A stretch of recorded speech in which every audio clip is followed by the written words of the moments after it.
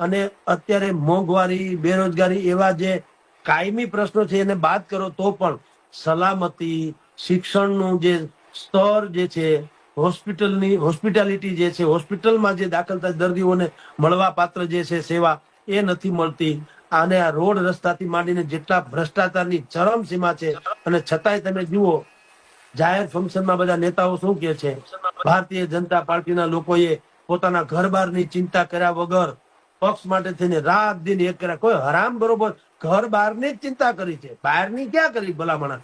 અત્યારે જે તમે વિઝ્યુઅલ બતાવો છો એની જ હું વાત કરી રહ્યો છું કે જગદીશ વિશ્વકર્માનું આજનું ભાષણ હતું. તમે ભાષણના શબ્દો સાંભળો કે ભારતીય જનતા પાર્ટી કાર્યકરોની છે ને એવા સમર્પિત કાર્યકરોની છે જેને રાત ને દી જોયા નથી, ઘર બહારની ચિંતા નથી કરી. અરે ગજબ કહેવાય.